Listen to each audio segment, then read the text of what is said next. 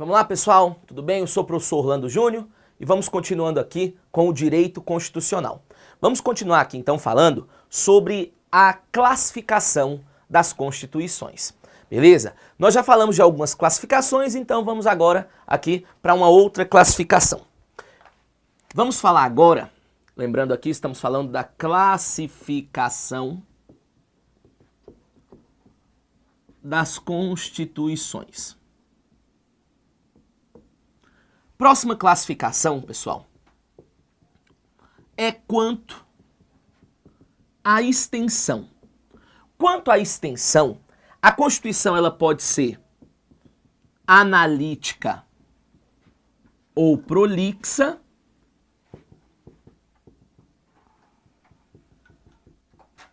sintética ou concisa. Pessoal, olha aqui. Vamos lá, o que é uma Constituição analítica ou prolixa? É uma Constituição grande, né? Onde nós temos ali um conteúdo extenso. Pessoal, vejam bem, essa classificação aqui ela é muito tranquila, né? Constituição analítica é aquela Constituição cheia, aquela Constituição volumosa, extensiva, expansiva.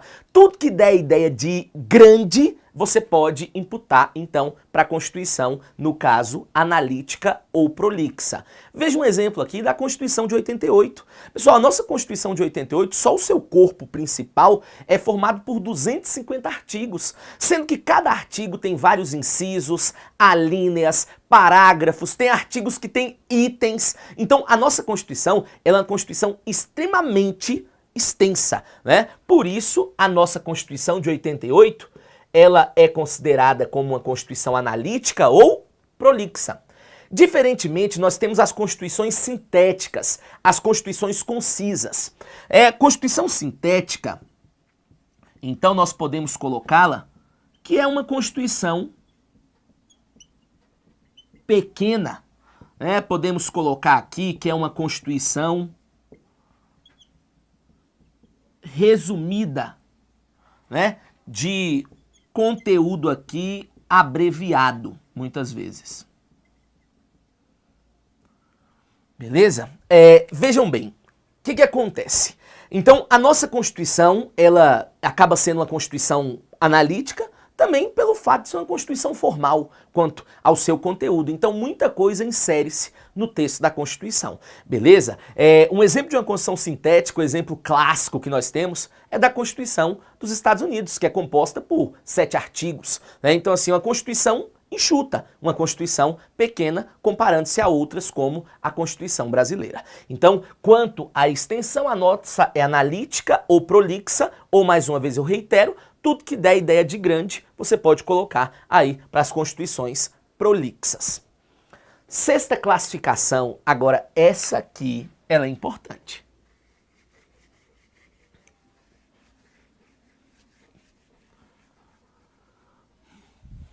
Sexta classificação.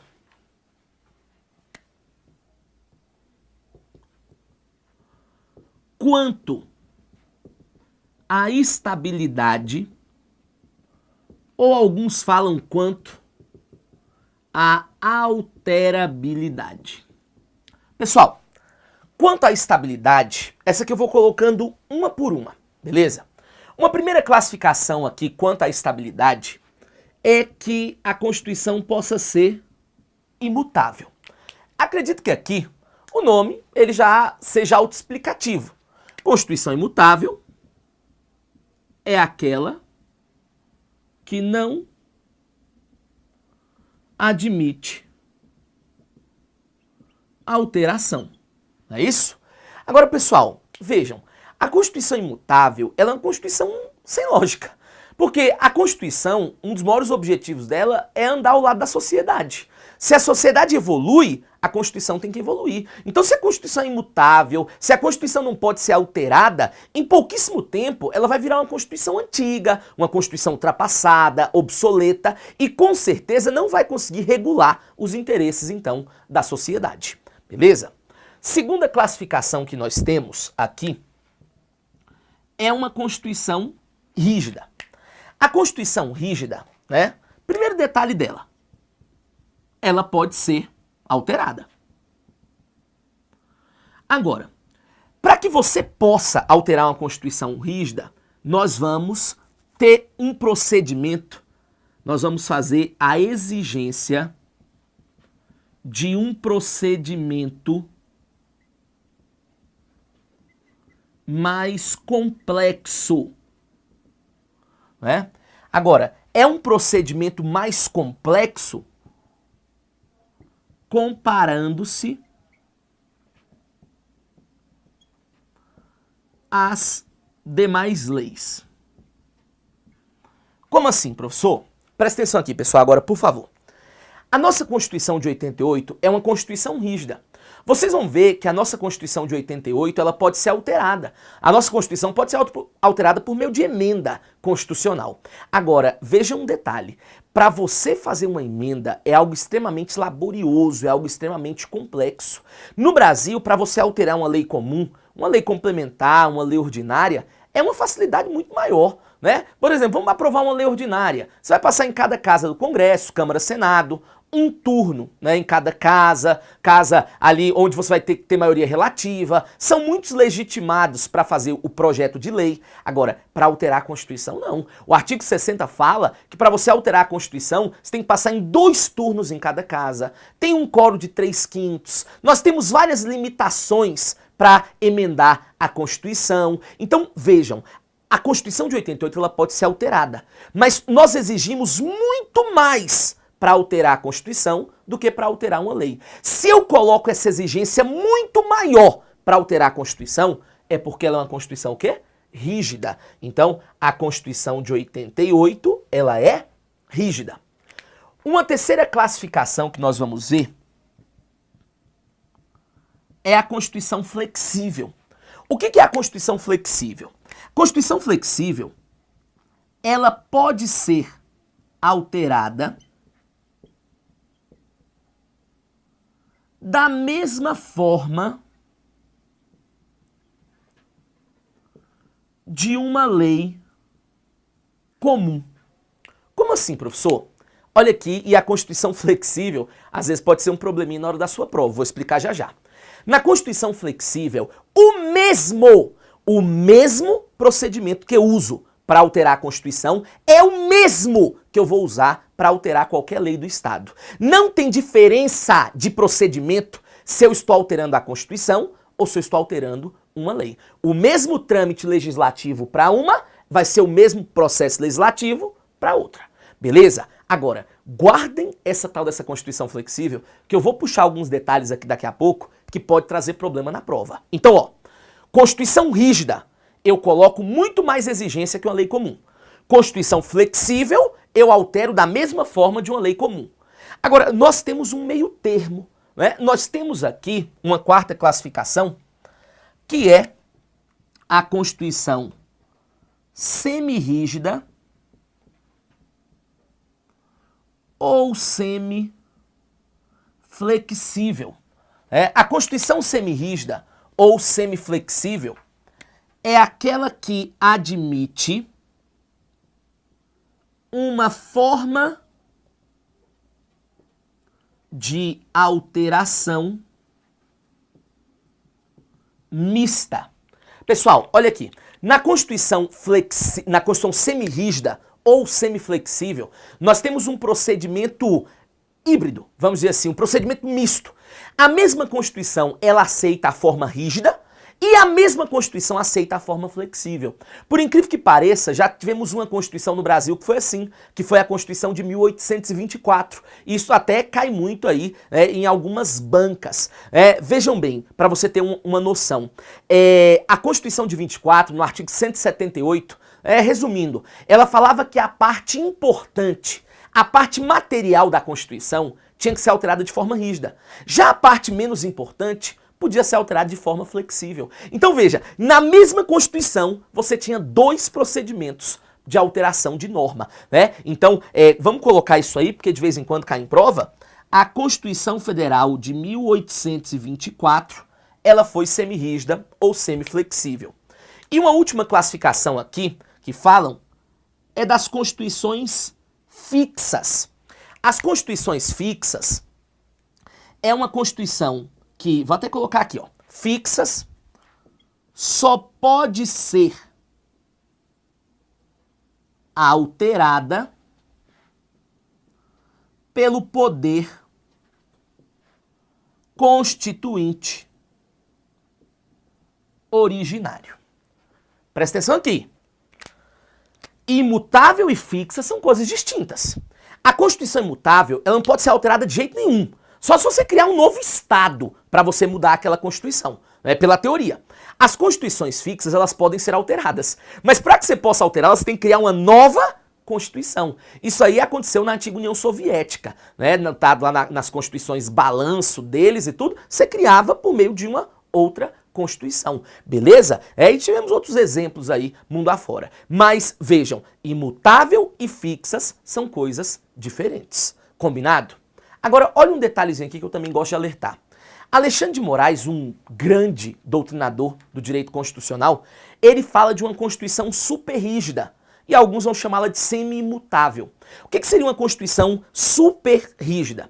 É uma Constituição que parte dela pode ser alterada de forma rígida e parte dela não pode ser alterada, que no caso são as cláusulas pétreas. Mas espera aí, como nós sabemos, uma cláusula pétrea ela pode ser alterada sim. Uma cláusula pétrea pode ser modificada. O que uma cláusula pétrea não pode é ser abolida. Já prega o artigo 60, parágrafo 4º da Constituição. Então, se porventura ele perguntar na sua prova, que ele afirmar que a nossa Constituição é super rígida ou semi-imutável, a questão tá errada. A Constituição de 88, quanto à estabilidade, é uma Constituição o quê, pessoal? Rígida.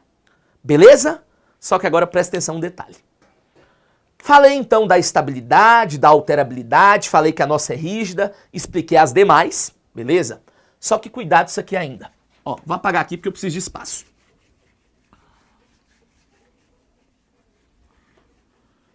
Pessoal, olha aqui, por favor. Cuidado com essa questão. A Constituição rígida é o seguinte. A forma que você usa para alterar a Constituição é uma forma muito mais exigente que uma forma para alterar uma lei comum. Por exemplo, uma lei ordinária. Beleza? Então, ó, a forma que nós vamos usar para alterar a Constituição é uma forma mais exigente que para alterar uma outra lei. Por isso que você tem que entender o seguinte, na Constituição rígida, cuidado com isso, nós temos supremacia formal da Constituição em relação às outras leis. Sendo assim, quando em uma Constituição rígida uma lei tenta ir contra a Constituição, quando ela vai contra a Constituição, essa lei tem que ser declarada o quê? Inconstitucional, porque na Constituição rígida existe supremacia formal da Constituição em relação às demais leis. Amigão, olha por favor, essa é a nossa, essa é aquilo que você está acostumado, beleza? Lei contrariou a Constituição, inconstitucional.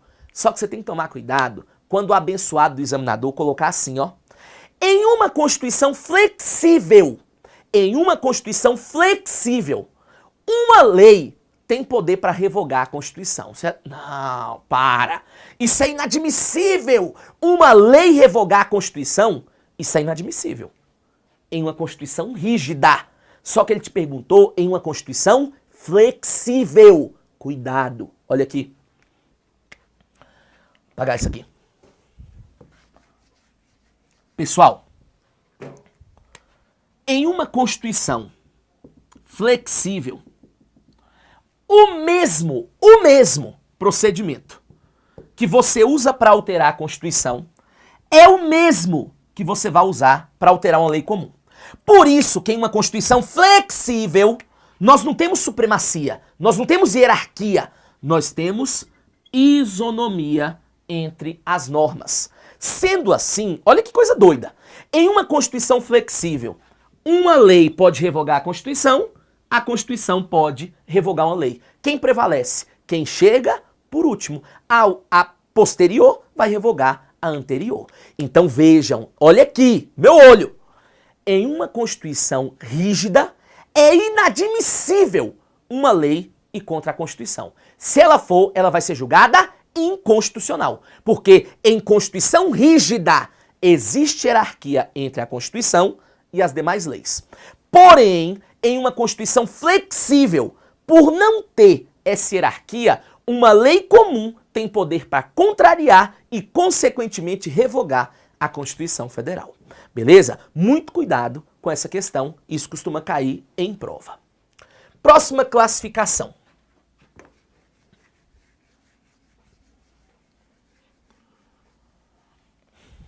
Vamos lá.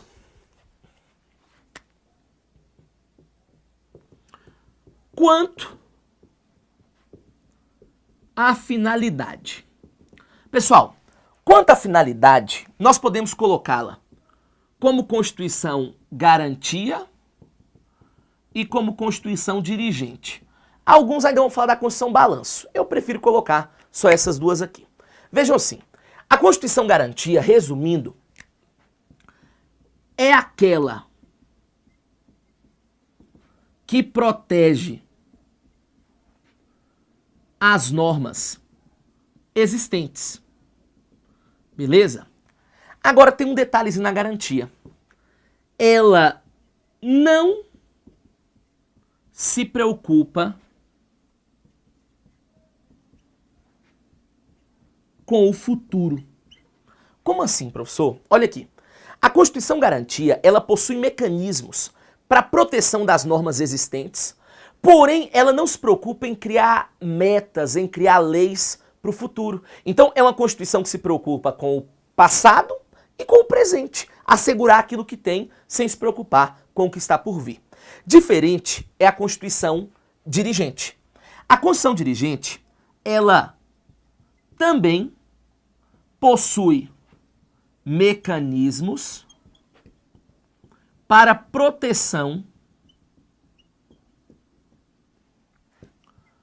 das normas existentes, obviamente, né? Hoje as constituições elas vão ter que ter mecanismos de proteção de normas, né? Que são as garantias, né, constitucionais, e ela desenvolve leis para o futuro, que são aqui as tais normas programáticas. Beleza? Então, ó, a Constituição dirigente, ela também tem meios para proteção das normas ali que eles têm naquela situação, e ela vai se preocupar com o futuro. Ela tem metas, ela tem diretrizes, ela tem objetivos, ela tem normas programáticas. Ela está preocupada também com o futuro daquele Estado. A Constituição de 88, então, quanto à sua finalidade, ela é caracterizada pela doutrina como uma Constituição o quê? Dirigente. Beleza? Tranquilo? Outra classificação aqui.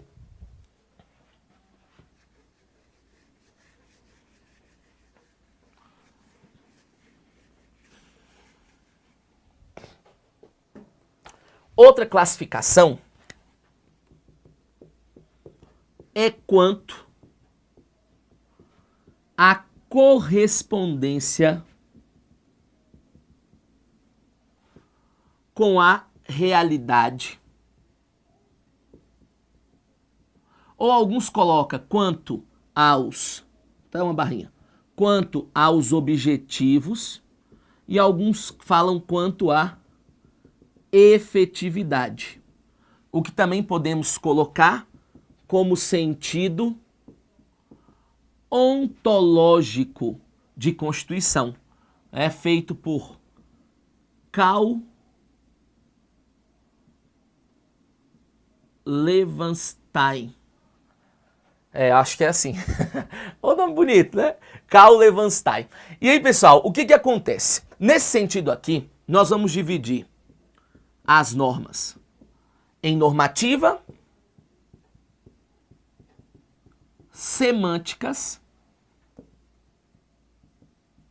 nominativas ou nominais. Pessoal, a Constituição normativa é aquela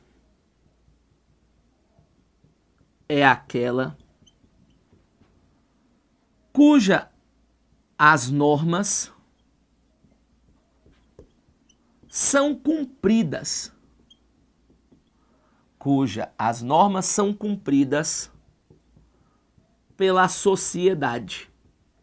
Beleza? E aqui na efetividade eles falam que ela tem uma efetividade máxima, né? Vejam, eu coloco as normas, né, na Constituição normativa e a sociedade voluntariamente cumpre, a sociedade voluntariamente respeita aquelas normas previstas na Constituição. Na Constituição semântica, as normas, elas não foram feitas muitas vezes para ser cumpridas, né? Por quê? Aqui, no caso, na Constituição semântica, as normas, quando cumpridas,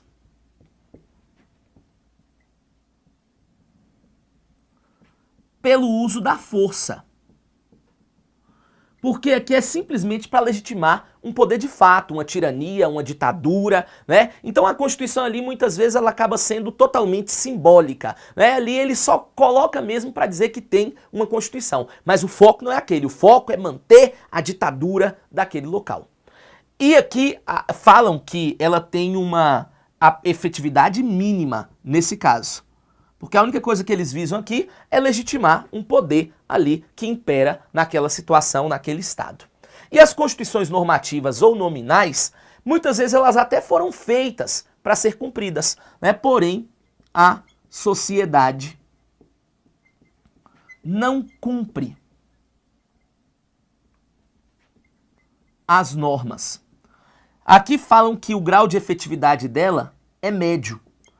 Por quê? Porque essa aqui, diferente da semântica, a semântica, o intuito dela não é ser cumprido mesmo, não, tá nem aí, só tá lá para mascarar uma determinada situação. Mas a nominativa, ela até tem boa vontade, né? Ela até quer que, de fato, a Constituição seja cumprida, só que eles não conseguem, não têm mecanismos para fazer com que, então, as normas sejam cumpridas. Embora exista uma divergência aqui doutrinária, a nossa Constituição, nessa classificação, ela é colocada, então, como normativa. Então, quanto à correspondência com a realidade, objetivos, efetividade, a Constituição de 88 ela é normativa. Beleza? E uma última classificação aqui para fecharmos esse conteúdo, né, que nós vamos analisar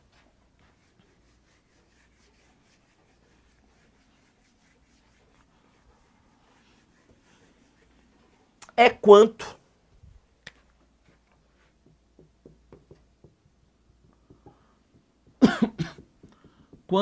à ideologia.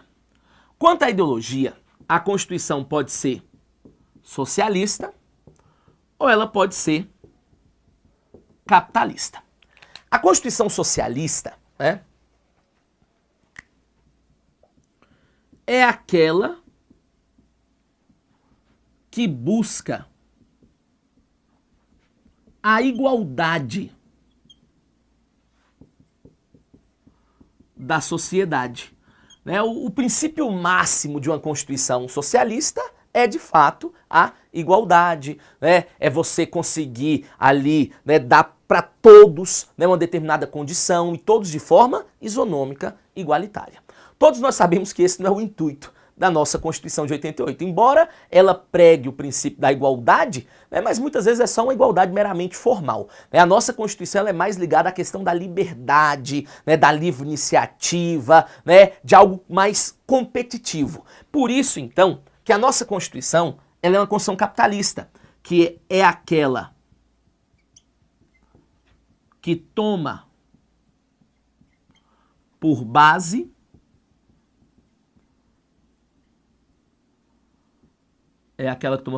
a propriedade privada e a livre iniciativa.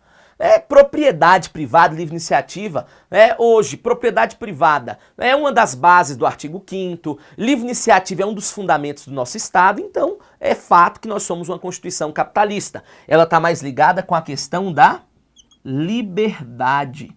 Essa aqui ela está mais vinculada à questão da igualdade.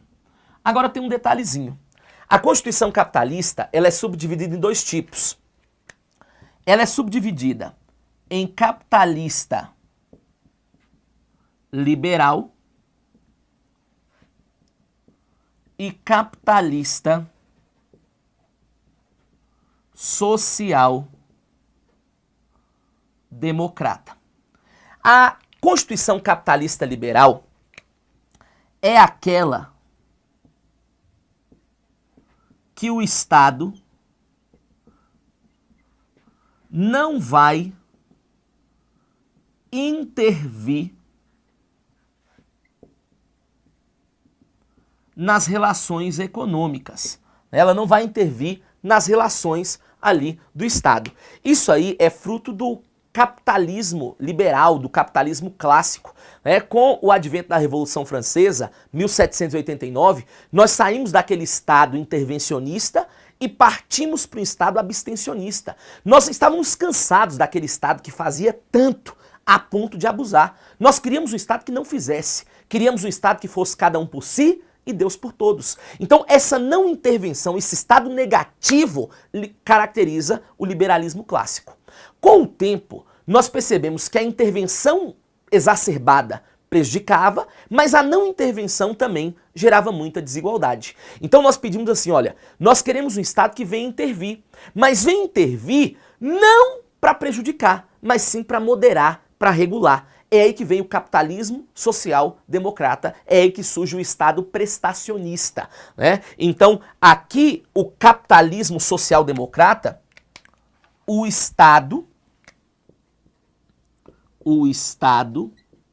vai intervir, né? Só que vai intervir aqui, nós não podemos esquecer, de forma moderada. Então, hoje, quanto à ideologia, a nossa Constituição, ela é uma Constituição capitalista, social, democrata. Beleza? Capitalista, social, democrata. Então, veja, se eu colocar capitalista, sim, capitalista social, Constituição social, social-democrata, tá certo. E eu também posso colocar, ainda que quanto à ideologia, isso aqui tem uma certa divergência, mas eu posso colocar também quanto à ideologia, que a Constituição de 88, ela é eclética ou heterodoxa. Também não tem problema não, beleza? O que não pode cair é como sendo uma Constituição ortodoxa. Aí tá errado. A nossa, ela é heterodoxa ou eclética. Dessa forma, pessoal, nós falamos então sobre os sentidos, sobre os conceitos e sobre a classificação das constituições. Bons estudos e até a próxima!